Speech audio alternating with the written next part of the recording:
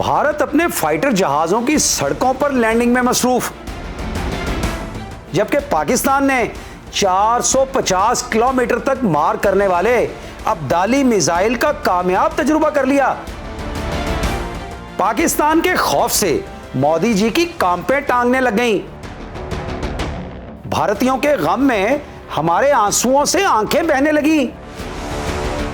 मोदी जी बादाम खाया करें और ऊपर से दूध पिया करें, आपका हाफजा बेहतर हो जाएगा। आप भूल गए हैं कि आपने पाकिस्तान का पानी बंद करना था और पाकिस्तानियों के साथ जंग भी लड़ना थी। यह सब कुछ देखिए इस वीडियो में।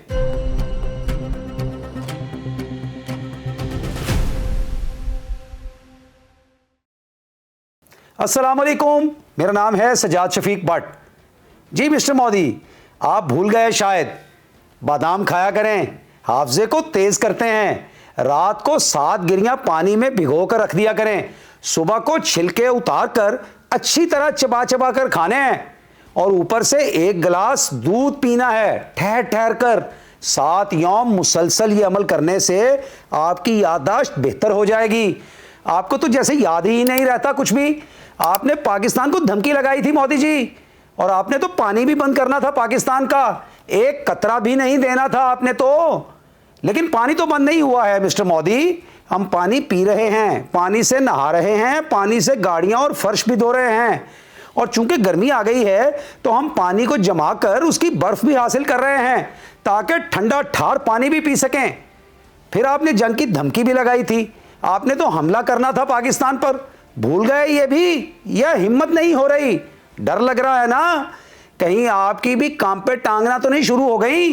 आपकी नफ्सियाती हालत पर जब हम गौर करने लगते हैं तो हमें आप पर और भारतीय कौम और खसूसन मीडिया पर तरस आने लगता है और हमारे आंसुओं से हमारी आंखें बहना शुरू हो जाती हैं। मिस्टर मोदी, हमें नहीं पता, बस आप जल्दी से पाकिस्तान का पानी बंद करें और जंग का आगाज करें। चले, पानी तो जब बंद होगा तब देखेंगे, और जब आप जंग शुरू करेंगे तो आपको जंग भी लड़कर दिखाएंगे। फिलहाल अगली बात की जानिब बढ़ते हैं। बिला वजह की कशीदगी पैदा करते हुए मिस्टर मोदी अहमकाना हरकत किए चले जा रहे हैं। वाघा बॉर्डर के जरिए भारत ने सिफारती अमले समेत 953 पाकिस्तानियों को वतन वापस भेजा है, और इसी तरह सिफारती अमले समेत 1841 भारतीय शहरी पाकिस्तान से अपने वतन चले गए हैं। भारत ने उत्तर प्रदेश में सड़कों पर लड़ाका तैयारों की लैंडिंग और वहां से टेक ऑफ करने के मुजाहिरे किए हैं, और इस तरह से भारतीय जनता को तसल्ली दी जा रही है कि भारत पाकिस्तान से जंग की तैयारियां कर रहा है, जबकि अमली तौर पर भारत ने पाकिस्तान की जानिब 1 इंच पेशकदमी भी नहीं की है।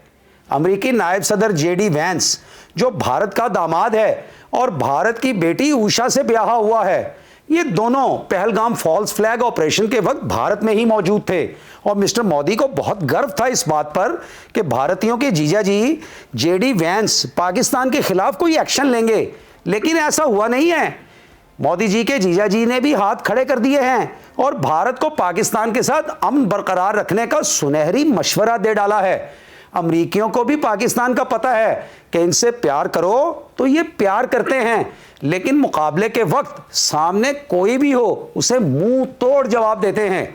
तो पाकिस्तान ने जमीन से जमीन तक मार करने वाले मिसाइल अब्दाली के वेपन सिस्टम का कामयाब तजुर्बा किया है।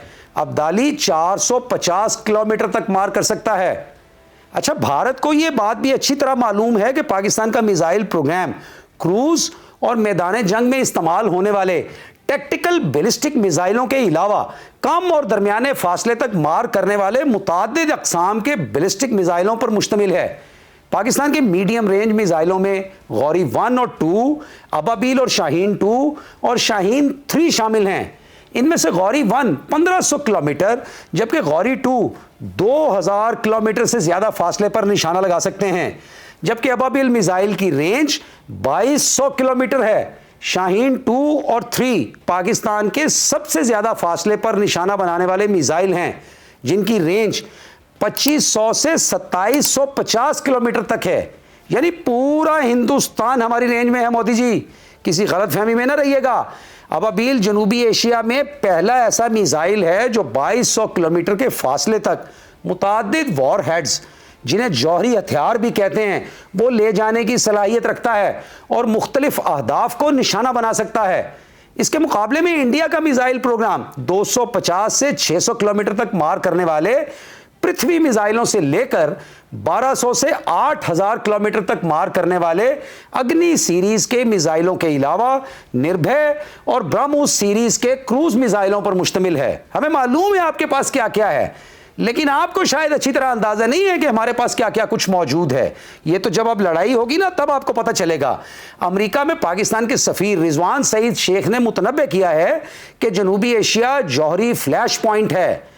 अगर इंडिया ने मुतनाज़ा कश्मीर के इलाके में हालिया हमले के जवाब में किसी किस्म की अस्करी कार्रवाई की तो इसके मुमकिना तौर पर तबाहकुन नताइज बरामद होंगे। उन्होंने सदर ट्रंप से मुतालबा किया है कि इस सूरत हाल से निपटें और यह मसला बुनियादी मसले यानी तनाज़ा कश्मीर को हल करने के बगैर मुमकिन नहीं है। उधर अक़वाम मुत्तहिदा में तैनात मुस्तकिल पाकिस्तानी मंदूब आसिम इफ्तिखार अहमद ने बैनुल अक़वामी सहाफ़ियों की एसोसिएशन से खिताब करते हुए वाज़ेह किया है कि भारत के ख़तरनाक तर्ज़ अमल से खौफनाक नताइज बरामद हो सकते हैं और पाकिस्तान अपने दिफा का बुनियादी और जायज़ हक इस्तेमाल करेगा। इंडिया का तर्ज़ अमल खतरनाक है जिसके तबाहकुन नताइज बरामद हो सकते हैं। अच्छा, अब आते हैं भारत की मज़ीद अहमकाना कार्रवाइयों की तरफ। न जाने कौन से गधे हैं जिनके मशवरे पर भारत बेकार कोशिशें किए जा रहा है। IMF के साथ जो पाकिस्तान का मालियाती प्रोग्राम है, भारत उसको बंद कराने की कोशिश कर रहा है। अब ऐसा मुमकिन ही नहीं है।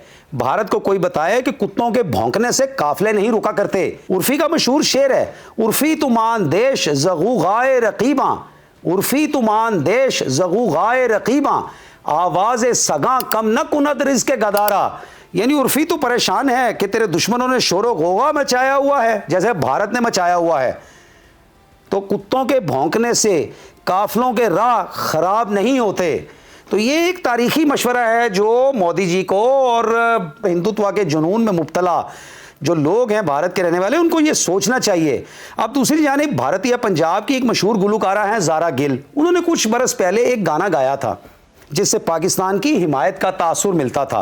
दरअसल करतारपुर का कॉरिडोर खोला ना हमने, तो सिखों की हम काफ़ी मेहमान नवाजी करते हैं।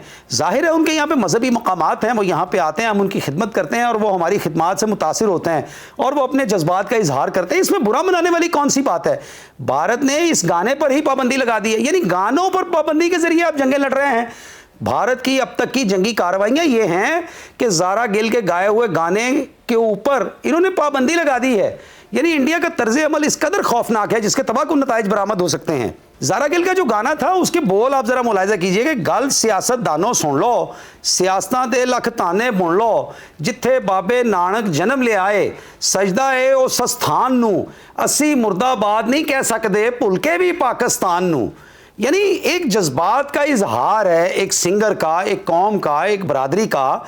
यानी यहाँ पे करतारपुर है, यहाँ पे ननकाना शरीफ है, यहाँ पे सिखों की बहुत सारी ज़ियारात हैं। अब सिख इस नगरी को बुरा नहीं कह सकते बल्कि इसकी तारीफ़ ही करेंगे, तो इसमें बुरा मनाने वाली कौन सी बात है मोदी जी। ख्वाजा निज़ामुद्दीन औलिया का मज़ार है वहाँ पे, ख्वाजा मोइनुद्दीन चिश्ती ख्वाजा गरीब नवाज़ का मज़ार है वहाँ पे, हज़रत बंदा नवाज़ गेसू दराज का मज़ार है वहाँ पे। तो हम मुसलमान भी वहाँ पे जाते हैं गाड़ियाँ करा के, समझौता एक्सप्रेस जब चलती थी पूरे डब्बे करा के जाते थे। तो इसमें कोई बुरा मनाने वाली बात नहीं है, ये सब मुश्तरका असासे हैं हम लोगों के, तो इसमें कौन सा बुरा मनाने वाली बात है। ये जंगी तकनीकें हैं आपकी।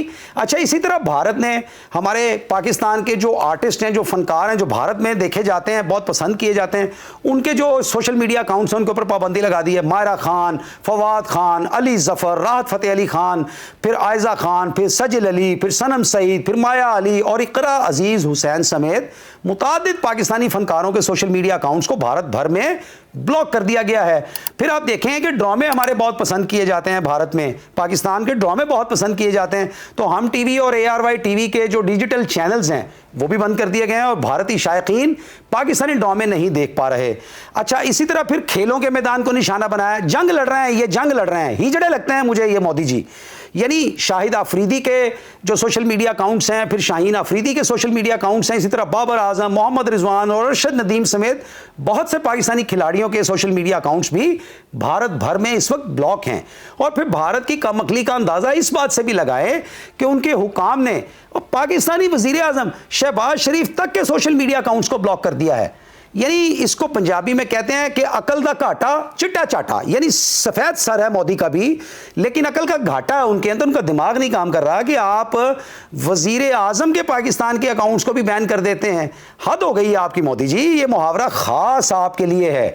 पाकिस्तानी वजीर आजम शहबाज शरीफ तो अमन के लिए कोशा हैं, और उन्होंने सऊदी अरब, कुवैत और यूएई के सफीरों से मुलाकात की है, जिसमें उन्हें बताया गया है कि दहशतगर्दी कहीं भी हो पाकिस्तान तो इसकी मजम्मत करता है। अच्छा, दूसरी जानिब यूरोपीय यूनियन की आला नुमाइंदा बराए खारजा उमूर सलामती और यूरोपीय कमीशन की नायब सदर काजा क्लास ने इंडिया और पाकिस्तान के वज़रा खारजा से रब्ता करते हुए कहा है कि कशीदगी किसी के मफाद में नहीं, इंडिया और पाकिस्तान तहम्मुल का मुजाहरा करते हुए मुज़ाकरात का रास्ता अपनाएं। एक ट्वीट में उन्होंने कहा कि मैंने आज इंडिया और पाकिस्तान दोनों मुमालिक के वज़राए खारजा से बातचीत की है और उन्हें यह पैगाम दिया है कि इंडिया और पाकिस्तान के दरमियान बढ़ती हुई कशीदगी खतरनाक है। मैं दोनों फरीकों पर जोर देती हूं कि तहम्मुल का मुजाहरा करें और कशीदगी कम करने के लिए मुज़ाकरात का रास्ता अपनाएं। हाँ जी मोदी जी, आप और आपका भारत दोनों कान खुल के सुन लें कि पाकिस्तान आपसे जंग के लिए हरदम तैयार है। पाकिस्तानी फौज की स्पेशल कोर कमांडर्स कॉन्फ्रेंस में शुरका की जानिब से इस बात का इजहार किया गया है कि जंग मुसल्लत करने की सूरत में यकीनी और फैसला कुन जवाब दिया जाएगा। ये ISPR का एक्स अकाउंट भी ब्लॉक कर दिया आपने। हद हो गई है, ये तो ऐसे है जैसे बिल्ली को देख के कबूतर अपनी आंखें बंद कर ले। आंखें खोलिए मोदी जी और हालात को देखिए। आपने अफगानिस्तान के हुक्मरान तालिबान का रुख किया, कोई फायदा नहीं हुआ। आपने 100 मुल्कों के सफीरों से बातचीत की, कुछ हासिल नहीं हुआ।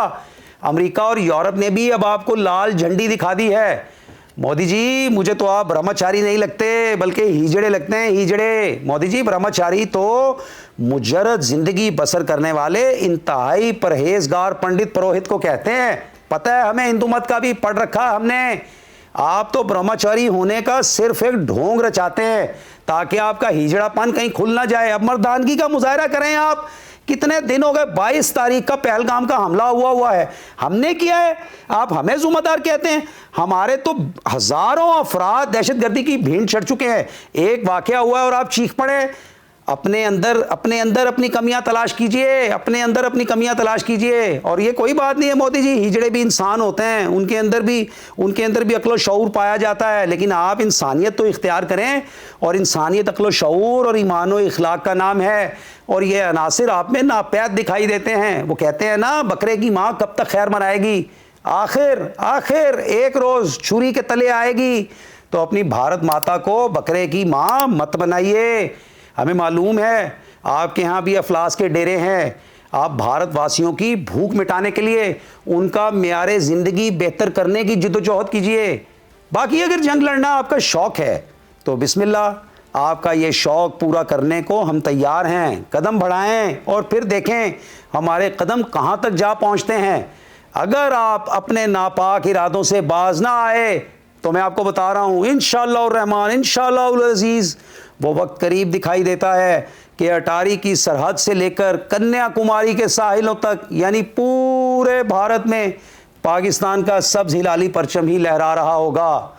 सब देखने वालों से ख़ुसूसी गुजारिश है कि वो मोदी जी की ज़हनी सेहत के लिए दुआ करें ताकि वो बेहतर हो जाएं और ख़ित्ते को ख़तरनाक एटमी जंग की जानिब ना लेकर जाएं। अपना खूब ख्याल रखिए और अपने फीडबैक हमें अरसाल करते रहिए। अल्लाह हाफिज़।